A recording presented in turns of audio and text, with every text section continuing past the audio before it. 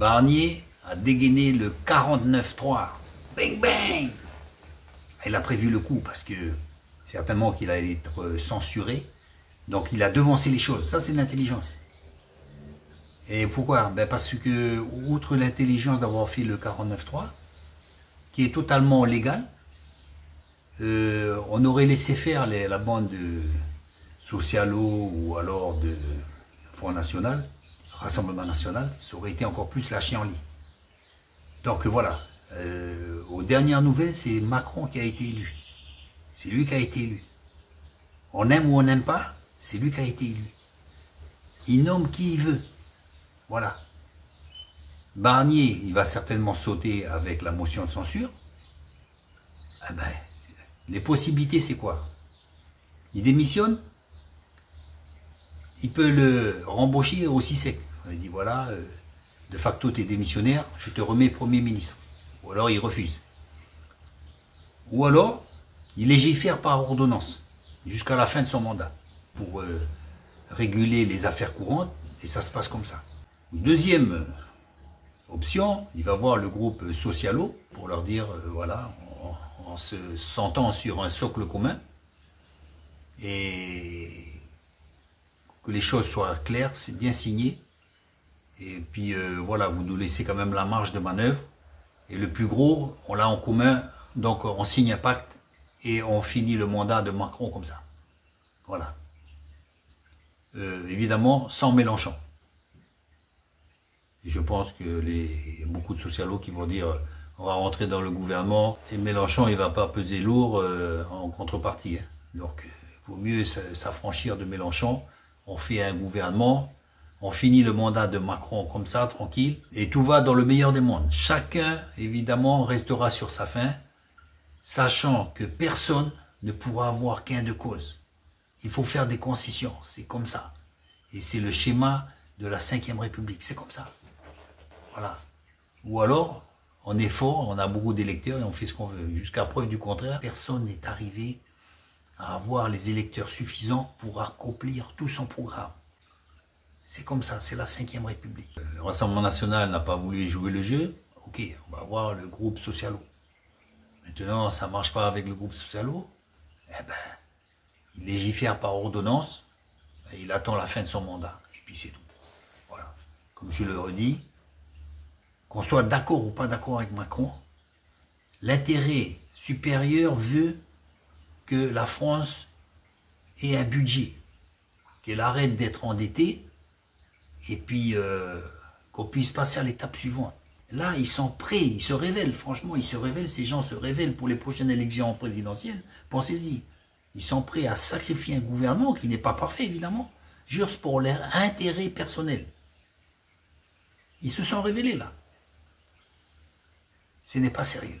Macron, il n'est pas parfait, mais il a fait beaucoup de choses. Il a fait beaucoup de choses. L'avenir le dira. Et quand je le dis, ils n'ont pas été élus. Donc je pense que quand on n'a pas été élu, quand on est obligé de se rassembler pour pouvoir espérer faire quelque chose et avoir un minimum de poids politique, je pense qu'on doit faire le canard. On fait le canard.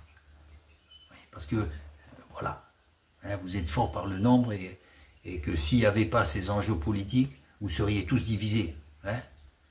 Donc, s'il vous tend la perche là, pour le gouvernement, saisissez-la. Et puis, vous pouvez faire quelque chose qui n'ira pas complètement dans votre sens, mais qui ira dans le sens de l'intérêt général et dans le sens de la France. L'intérêt supérieur va pour la France, pas pour nos partis politiques, ou nos querelles instinctives, ou nos petits programmes à 100 balles. C'est des programmes à 100 balles, parce que quand on essaye de s'unir les uns avec les autres, c'est que vraiment, on ne pèse pas lourd au niveau échiquier politique, on ne pèse pas lourd. Non. Après, on verra le Premier ministre, on verra tout ça. L'important, c'est l'intérêt supérieur de la nation. Je vais revenir aussi à quelque chose. Là, actuellement, les Chinois, ils sont en train d'inaugurer un port au Pérou, là-bas. Je crois qu'ils sont actionnaires à 60%. Et donc, évidemment, les voitures Chang'an et toutes les voitures chinoises, ben, ça va y aller. Et nous, on est en train de pinailler avec le pacte du Mercosur, Oui, mais là-bas, ils produisent du poulet avec des hormones de croissance, tout ça. Ce ne sont pas les normes européennes. Nous, on produit de la qualité. Depuis quand on produit de la qualité en France? Hein? Donc, je veux dire, signer ce traité, parce que nous, on est en pinaille. On est en train de pinailler, on est en train de détruire l'économie de la France. Vous voyez ce qui s'est passé en Angleterre avec Thatcher. Ouais, Thatcher, la dame de fer. Elle a désindustrialisé le pays. Regardez comment ils n'ont plus d'industrie, ils n'ont rien là. Ils n'ont plus que les mouchoirs pour pleurer là. Il faut garder nos industries. Et avec l'accord du Mercosur, ça ne va pas détruire nos industries. Ça va justement donner plus de choix aux consommateurs. Il y aura toujours des gens qui vont acheter nos poulets. Il y aura toujours. Et en échange de ce commerce avec l'Amérique du Sud, nous, on pourra envoyer des autos, des voitures en Amérique du Sud. Les Chinois, ils n'ont pas attendu. Vous voulez des voitures, on vous fait le port. Et nous, on est en train de pinailler pour des poulets. Mais on n'est pas sérieux. Vous savez, un des pièges de notre société aujourd'hui, c'est la démocratie. La démocratie, c'est excellent, c'est merveilleux. Mais là, ce qu'on fait avec la démocratie, là, ça devient mortel. Ça devient mortel. Il y a trop de syndicats, il y a trop de choses comme ça. Il faudrait un peu un Napoléon. Moi, je ne suis pas pour le système chinois et soviétique. Mais eux, ils ne pinaillent pas. Ils ont fixé un cap. Ils sont intelligents. Et ils inondent le marché. Pendant que nous, on est en train de discuter pour des virgules, des sous-virgules, les Chinois, ils disent, allez, continuez comme ça. Continuez, oui, discutez. Eux, ils inondent le marché. Regardez avec les voitures électriques, le retard qu'on a pris au niveau des batteries. Maintenant, on essaye de faire des batteries, apparemment, c'est du fiasco. J'espère qu'on va réussir. Parce qu'ils ont le marché. Non seulement ils ont le marché, mais ils ont l'approvisionnement. Donc, il faut faire attention avec cette démocratie-là. S'il y a des gens qui sont un peu dictateurs sur les bords, comme Macron, etc., essayez de les laisser faire. C'est comme avec les poteaux de la 3G, de la 4G. Il y en a qui ne voulaient pas ceci à côté de chez eux. Mais on ne va pas redescendre du temps des Ménonites, là. Il faut être sérieux. Le monde moderne, il ne supporte pas les syndicats. Il ne supporte pas. Aujourd'hui, il faut avancer. Donc, si c'est ça la démocratie, là, qui était bon à un temps, il faudrait revoir la copie, il faudrait revoir quelque chose. Hein? Le président, il a été élu, il faut lui laisser les mains libres. Mais d'ailleurs, vous savez, il s'en balance un petit peu, parce que là, il a été à Dubaï voir les Émirats Arabes Unis. Hein? Comme pour dire, faites motion de censure, faites 49.3, faites ce que vous voulez, moi je vais à Dubaï. Lui, il va voir les affaires. Et il a bien raison. Façon de dire, moi je vais plus loin. Vous avez qu'à mettre une motion de censure, moi je vais remettre Barnier, ou je vais revoir une autre coalition, ou alors si c'est pas possible, eh ben, je vais légiférer par ordonnance, et puis c'est terminé. Terminé. Il faut arrêter de pinailler, il faut être responsable. Et je pense que les Français, ils verront bien. Aux prochaines élections, bon, il y aura certainement des partis qui vont émerger. Il faut faire un programme efficace. Moi, je suis pas pour les Chinois. Mais vous voyez comme les Chinois, ils galopent, ben, il faut faire pareil. Rappelez-vous du temps quand les Japonais inondaient les voitures. Rappelez-vous ça. Eh bien, qu'est-ce qu'on a fait? Ben, on a copié. Et après, on a fait des voitures aussi performantes, aussi jolies. Et on a vendu des voitures. Mais il n'y avait pas photo, quoi. Ils avaient les vitres électriques, ils avaient la direction assistée d'origine, etc. Ben, nous, on s'est mis à la page. Là, qu'on a voulu taxer les voitures chinoises, qu'est-ce qu'ils ont fait, les Chinois? Ils sont en train de regarder pour nos produits, pour les taxer. Là. On n'a rien gagné du tout.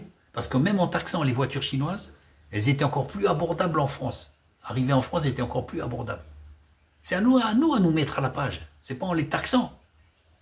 Donc ça a eu un effet contre-productif parce qu'au final, la différence du prix, ben c'est les Français qui vont payer. Quand les Français vont quand même prendre une voiture chinoise qui même avec les taxes est moins chère que nos voitures, eh ben ils vont payer les taxes puisque c'est dans le prix de la voiture. Donc c'est contre-productif. Ce qu'il faut faire, les Chinois, ils font des voitures moins chères. C'est à nous aligner à faire ce qu'on veut, de faire des voitures moins chères. Ça passe par quoi? Certainement la réduction du prix horaire de travail.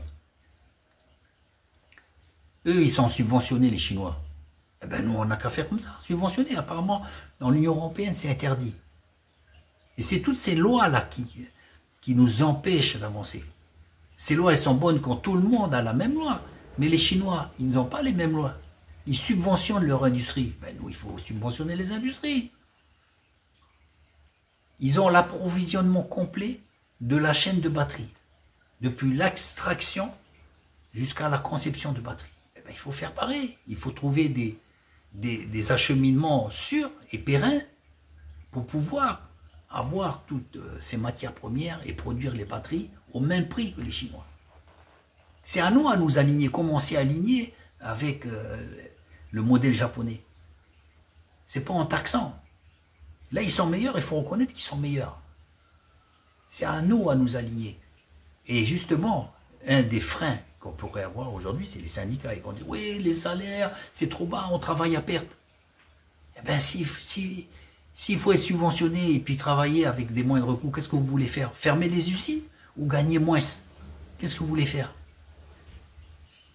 Mais je pense qu'à l'heure actuelle, il faut demander aux ouvriers, qu'est-ce que vous voulez faire? Vous voulez travailler ou vous voulez pas travailler? Elon Musk, regardez Elon Musk, qu'est-ce qu'il fait? Il a donné l'exemple. Il a donné l'exemple de Elon Musk qui dormait dans son usine. Il dormait dans l'usine, pour leur dire, il faut produire, produire, produire. Elon Musk, il a capté déjà. Il n'a pas capté l'esprit chinois, je crois qu'il est chinois, lui, déjà, il est un peu dans sa manière de faire. C'est comme ça qu'il faut faire. Nous, avec nos congés payés, nos heures de compensation, etc., là, toutes ces choses-là, avec le syndicat qui alourdit, là, comme des boulets aux pieds, là, qu'est-ce que vous voulez lutter contre les Chinois? Vous ne pesez même pas une cacahuète, là. Vous ne pesez rien du tout. Le syndicat, là, il faut qu'il soit responsable. Et vous vous mettez autour d'une table, soit le syndicat, il joue le jeu,